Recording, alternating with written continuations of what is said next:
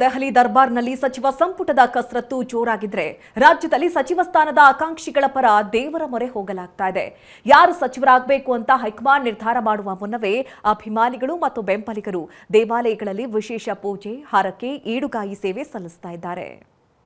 ಜೈ ಶ್ರೀರಾಮ್, ಜೈ ಶ್ರೀರಾಮ್, ಜೈ ಶ್ರೀರಾಮ್, ಜೈ ಶ್ರೀರಾಮ್.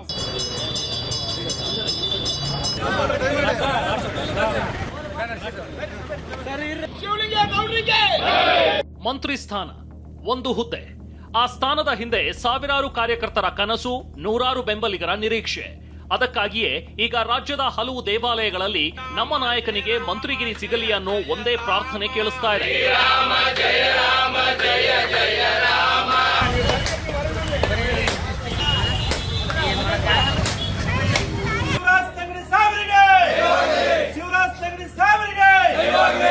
ಕೊಪ್ಪಳ ಜಿಲ್ಲೆಯಲ್ಲಿ ಶಾಸಕ ಶಿವರಾಜ್ ತಂಗಡಗಿ ಬೆಂಬಲಿಗರು ಅಂಜನಾದ್ರಿ ಬೆಟ್ಟವನ್ನೇ ಏರಿದ್ದಾರೆ.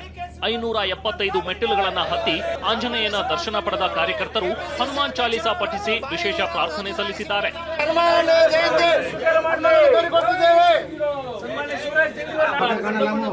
3 ವರ್ಷಗಳ ಹಿಂದೆ ತಂಗಡಗಿ ಜೊತೆ ಹನುಮ ಮಾಲೆ ಧರಿಸಿದ್ದ ಬೆಂಬಲಿಗರು ಈಗ ಡಿಕೆ ಸಂಪುಟದಲ್ಲಿ ಸಚಿವ ಸ್ಥಾನ ಸಿಗಲಿ ಅಂತ ಹರಕೆ ಕಟ್ಟಿಕೊಂಡಿದ್ದಾರೆ. ಅಂಜನಾದ್ರಿ ಬೆಟ್ಟದಲ್ಲಿ ಜೈ ಶ್ರೀರಾಮ್ ಘೋಷಣೆಗಳ ನಡುವೆ ತಂಗಡಗಿ ಪರ ವಿಶೇಷ ಪೂಜೆಗಳು ನಡೆದಿವೆ.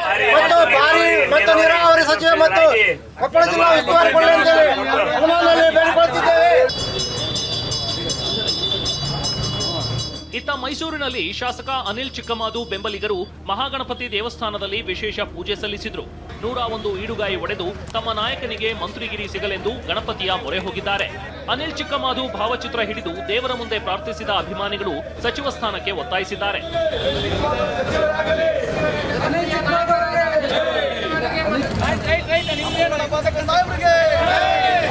ರಾಯಚೂರಿನ ಸಿಂಧನೂರಿನಲ್ಲೂ ಇದೇ ದೃಶ್ಯ. ಹಂಪನಗೌಡ ಬಾದರ್ಲಿ ಬೆಂಬಲಿಗರು ಅಂಬಾದೇವಿ ದೇವಸ್ಥಾನದಲ್ಲಿ 101 ತೆಂಗಿನಕಾಯಿ ಒಡೆದು ವಿಶೇಷ ಪೂಜೆ ನಡೆಸಿದ್ದಾರೆ.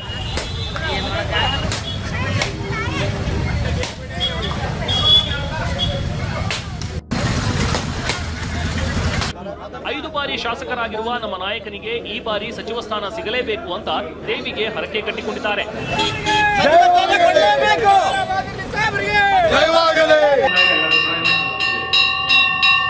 ಹಾಸನ ಜಿಲ್ಲೆಯ ಅರಸೀಕೆರೆಯಲ್ಲೂ ಕಾಂಗ್ರೆಸ್ ಕಾರ್ಯಕರ್ತರು ದೇವರ ಮೊರೆ ಹೋಗಿದ್ದಾರೆ. ಜಿಲ್ಲೆಯ ಏಕೈಕ ಕಾಂಗ್ರೆಸ್ ಶಾಸಕ ಶಿವಲಿಂಗೇಗೌಡ ಅವರಿಗೆ ಸಚಿವ ಸ್ಥಾನ ನೀಡಬೇಕು ಅಂತ ವಿಶೇಷ ಪೂಜೆ ಸಲ್ಲಿಸಿದ್ದಾರೆ. 101 ಈಡುಗಾಯಿ ಒಡೆದು ತಮ್ಮ ಬೇಡಿಕೆಯನ್ನ ದೇವರ ಮುಂದೆ ಇಟ್ಟಿದ್ದಾರೆ.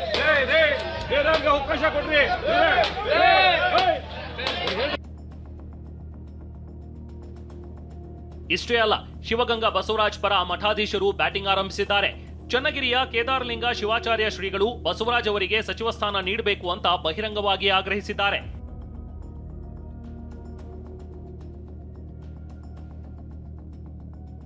ದೆಹಲಿಯಲ್ಲಿ ನಾಯಕರು ಸಚಿವರ ಪಟ್ಟಿ ಮಾಡ್ತಿದ್ದಾರೆ. ರಾಜ್ಯದಲ್ಲಿ ಕಾರ್ಯಕರ್ತರು ಹರಕೆ ಕಟ್ಟುತ್ತಿದ್ದಾರೆ. ಅಲ್ಲಿ ಹೈಕಮಾಂಡ್ ಲೆಕ್ಕಾಚಾರ, ಇಲ್ಲಿ ಭಕ್ತಿಯ ಪ್ರಾರ್ಥನೆ. ಹೈಕಮಾಂಡ್ ಪಟ್ಟಿಯಲ್ಲಿ ಯಾರ ಹೆಸರಿದೆ ಅನ್ನೋದು ಶೀಘ್ರದಲ್ಲೇ ಗೊತ್ತಾಗುತ್ತೆ. ಅಷ್ಟರವರೆಗೆ ದೇವಾಲಯಗಳಲ್ಲಿನ ಈ ಪ್ರಾರ್ಥನೆಗಳು ಮುಂದುವರಿಯಲಿವೆ. Bureau report, TV9.